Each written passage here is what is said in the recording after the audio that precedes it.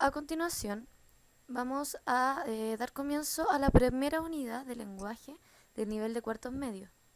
La profesora a cargo es Marcela Martínez. Como primera materia que vamos a pasar es el discurso público.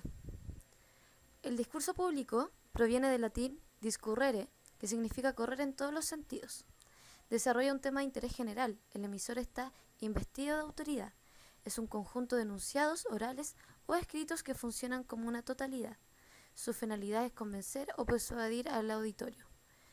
Es decir, es una manera que tenemos para poder comunicar ideas de manera formal. Esto puede ser ya sea oral o escrito.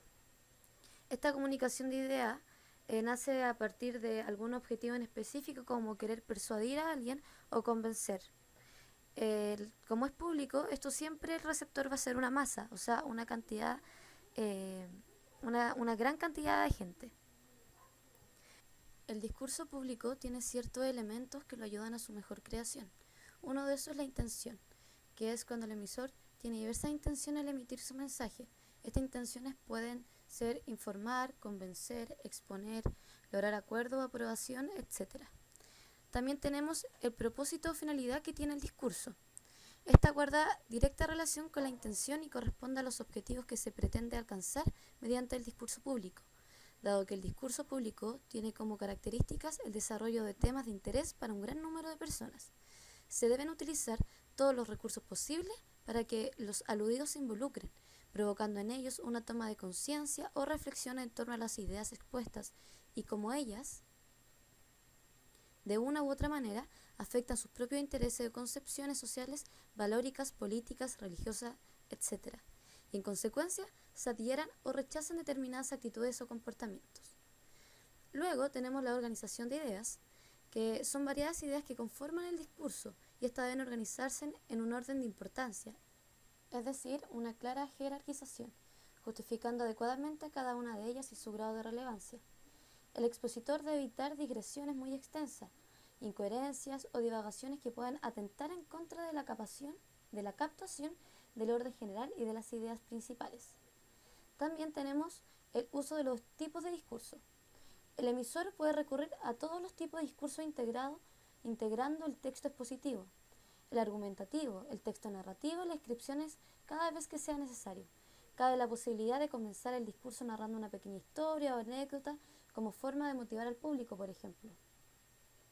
Y también tenemos una relación jerárquica entre emisor y receptor, que es la relación establecida entre ambos, la cual es asimétrica. Por tanto, el emisor está investido de autoridad. Eso es muy importante. Siempre la persona que va a realizar el discurso es una persona que tiene mayor autoridad frente al público. A modo de complemento, también es bueno que sepamos que en un discurso público se debe usar correctamente el saber al momento de elaborar y emitir el discurso, ya que se debe considerar que no todos los receptores poseen el mismo grado de conocimiento del tema. Por ello se debe procurar no omitir aquellas informaciones que sean verdaderamente relevantes para el conjunto. El discurso público consta también de partes. Estas partes tienen que ver con partes argumentativas del discurso, ya que tiene un inicio, un desarrollo y un final. A este inicio le vamos a decir introducción o exordio. Aquí se plantea el tema y se motiva a la audiencia a través del recurso persuasivos para involucrar al receptor en el discurso. Tenemos como por ejemplo el inicio de un discurso de un congreso mundial de presidentes. Entonces empieza: estimados presidentes, la nación que presido hace llegar un saludo fraternal a todos los presidentes reunidos en este congreso mundial sobre la seguridad ciudadana, agradeciéndoles su tenaz tarea en analizar esta temática tan importante para el mundo entero. Nos damos cuenta que la persona que está haciendo el discurso, que lo más probable es otro presidente, está introduciendo la importancia que significa el que estén todos reunidos en ese lugar en ese minuto. Presidente, los temas de robo y violencia han llevado por largo periodo de tiempo, esfuerzo y logro de nuestro país. Aquí nos estamos dando cuenta que la persona está hablando específicamente de algo que se trata de la delincuencia. Y por lo mismo apela también a lo emotivo, a tratar de llegar a la experiencia personal de cada uno. A pesar de eso, nuestra política exterior de gobierno ha financiado y colaborado con los proyectos organizados por las Naciones Unidas relacionados con el tema en cuestión. Luego tenemos la exposición del tema o desarrollo. La exposición del tema o desarrollo es la parte medular del discurso donde se plantean argumentos hechos, recursos discursivos, elementos no verbales, manteniendo la atención del auditorio y posibilitando la comprensión del tema. Por ejemplo, seguimos en el mismo discurso. Es necesario recordar las expresiones realizadas por el director general referente a la urgencia en establecer soluciones posibles a esta grave problemática de nuestra región. Presidentes, es nuestro deber lograr los compromisos adoptados por nuestra dirigencia y tomar todas esas medidas a la brevedad. En caso contrario, nos hallaremos frente a un gran inconveniente en los próximos 5 años. Y finalmente tenemos la conclusión peroratio, que sintetiza lo expuesto, plantea desafíos o también apela a la adopción de una determinada posición. Por ejemplo, finalmente quiero recordar que mi país estima que a pesar del difícil pronóstico de la situación planteada, tomaremos todas las acciones analizadas por muchas naciones de las presentes a fin de terminar con las personas delictivas en todo el continente. Agradezco enormemente el periodo de tiempo otorgado en esta sesión. Y así es como finaliza el discurso. También le voy a pedir que copien el link que está acá en YouTube y puedan ver el video, que se trata de un video de una película de Cantinflas, que es Su Excelencia, a modo de material complementario y para que sea más didáctico todo esto. Los discursos los vamos a clasificar. Tenemos, por un lado, los discursos políticos, que corresponden a aquellos discursos emitidos por alguna autoridad de gobierno o por candidatos a cargos públicos. Generalmente van dirigidos a grupos mayoritarios o a todo un país. Su contenido son proyectos, promesas, planes a futuro, etc.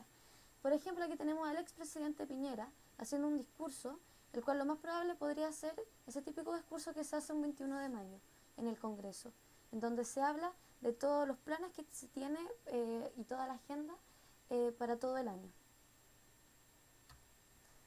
También tenemos el discurso religioso, que corresponde a aquellos discursos emitidos por alguna autoridad religiosa en una situación relacionada con este ámbito. Su lenguaje es formal y tiende a hacer referencias constantes al ámbito espiritual, dependiendo de la iglesia que lo emita. Por ejemplo, Dios, autoridades, pasajes de la Biblia o libros sagrados, etc. Dentro de los discursos orales se encuentran, por ejemplo, los sermones o predicas, y los escritos están las encíclicas o cartas dirigidas a grupos de feligreses. Por ejemplo, aquí tenemos al nuevo Papa, el cual está lo más probable dando el sermón en una misa desde el Vaticano. Y tenemos el comunitario, que corresponde a aquellos que se realizan frente a un grupo representativo de alguna comunidad en particular, juntas de vecinos, gremios de trabajadores, etc. En todos los casos, el lenguaje utilizado debe estar de acuerdo con un nivel cultural del auditorio. Por ejemplo, si se trata de una junta de vecinos bastante humilde, sin tantos conocimientos académicos y cosas por el estilo, no se va a utilizar nunca un lenguaje complejo, como por ejemplo el que puede utilizar algún médico, es decir, tecnicismo, sino se va a tratar de hacer que el lenguaje sea más sencillo y que pueda ser claro para el público.